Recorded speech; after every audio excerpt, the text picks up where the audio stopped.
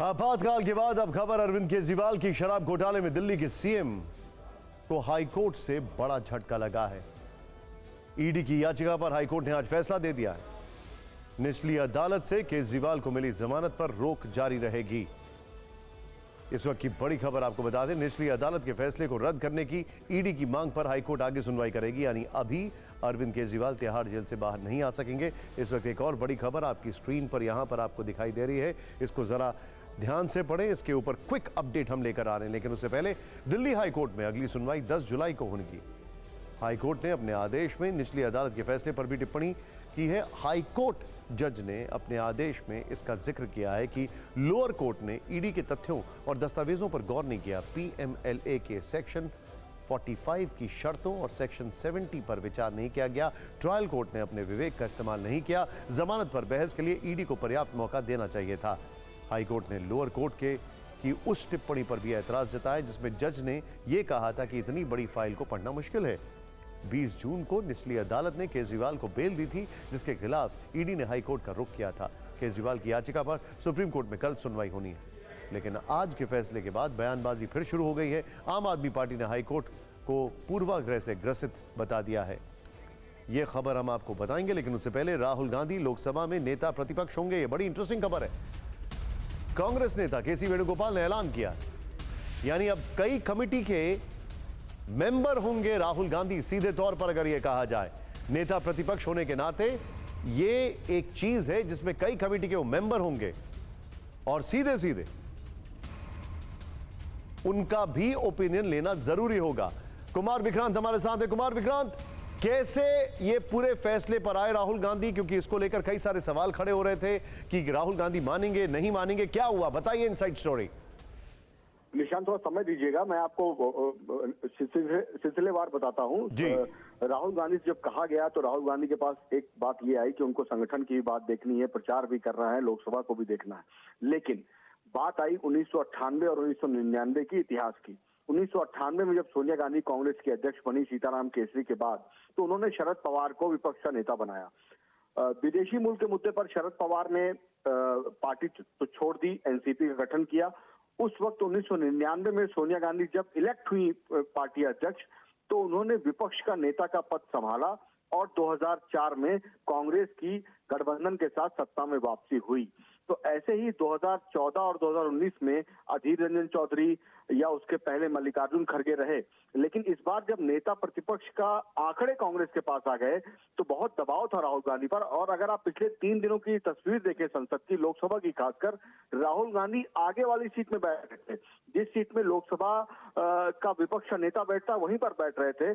और जब प्रधानमंत्री मोदी शपथ लेने आए तो उन्होंने बाकायदा संविधान की किताब लहराई थी।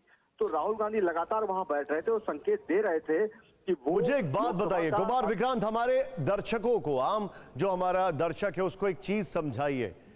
अब ये जो फैसला है, इस फैसले के बाद कई सारी कमिटीज में राहुल गांधी होंगे, उनका ओपिनियन बहुत ज्यादा मैटर करेगा। नेता प्रतिपक्ष होंगे और वो कमिटीज कई बड़े बड़े अपॉइंटमेंट्स करती है, कई बड़े बड़े फैसले करती है, जिसमें वो सीधे सीधे, जहां एक तरफ प्रधानमंत्री जी भी होंगे, दूसरी तरफ राहुल गांधी जी भी होंगे। बताइए जरा इसके बारे में। देखिए, अगर आप सीबीआई की बात करें, अगर आप सीबीसी की बात करें, ऐसी तमाम जो नियुक्तियां हैं जिनको कि कहा जाता है कि वो अलग हैं, मतलब उनके ऊपर सरकार का दबाव नहीं है, वो ऑटोनॉमस हैं, तो उन चीजों पर जब नियुक्ति की बात आएगी, वहां प्रधानमंत्री के साथ विपक्ष के नेता के तौर पर राहुल गांधी होंगे। कहीं पर सुप्रीम कोर्ट के जो जज होते हैं वो होते हैं। हालांकि अगर चुनाव आयोग की बात करें तो वहां पर बदलाव हो गया है, वहां पर केंद्र सरकार के एक मंत्री ही होंगे। लेकिन बाकी जो अहम नियुक्तियां हैं, चाहे सीबीआई की हो, सीबीसी की हो, ऐसी अहम नियुक्तियों में राहुल गांधी वहां मौजूद होंगे, अपना डिसेंट दे सकते हैं, यानी कि विरोध जता सकते हैं या सहमति दे सकते हैं। तो राहुल गांधी ने एक कदम बढ़ाया है और कांग्रेस के नेताओं का यह कहना है कि जैसे 1999 में सोनिया गांधी ने पद संभाला था, वैसे ही 2024 में राहुल गांधी ने पद संभाला है। और जो ये कहा जाता था कि राहुल गांधी भाग रहे हैं, पद नहीं लेना चाहते हैं, रिलेक्टेंट पॉलिटिशियन है, तो अपने जन्मदिन पर यानी 4 जून के बाद जो 19 जून आया, वहां पर वो दिल्ली में मौजूद थे, कांग्रेस के कार्यकर्ताओं से मिले और अब उन्होंने लोकसभा में नेता प्रतिपक्ष का पद संभाला है। और पिछले 3-4 दिन को आप देखेंगे निशांत, तो वो वहीं बैठ रहे थे, वो उसी सीट पर बैठ रहे थे जो नेता प्रतिपक्ष की सीट है। और प्रधानमंत्री से बार बार वो, जब प्रधानमंत्री शपथ ले रहे हैं तो वो इस संविधान की किताब लहरा रहे हैं, जब कोई और कुछ कर रहा है, फोटो खींच रहा है, तो कह रहे हैं आप झूठ बोल रहे हैं, आप लोकसभा के अंदर फोटो मत खींचिए। राहुल गांधी उस भूमिका में आ चुके हैं। और आज सुबह की सबसे बड़ी घटना देखिए कि जब खड़गे से राजनाथ सिंह बात करते हैं, रक्षा मंत्री, तो राहुल गांधी बाहर आके कहते हैं कि ऐसा ऐसा हो रहा है, हमसे कहा गया है कि स्पीकर पद पर समर्थन दीजिए, लेकिन डिप्टी स्पीकर को लेकर हमको आश्वासन नहीं मिला है। तो राहुल गांधी मन बना लिया और अब वो नेता प्रतिपक्ष होंगे। और दिलचस्प होगा मोदी बनाम राहुल की ये लड़ाई, क्योंकि इस बार राहुल के पीछे 234 सांसद हैं।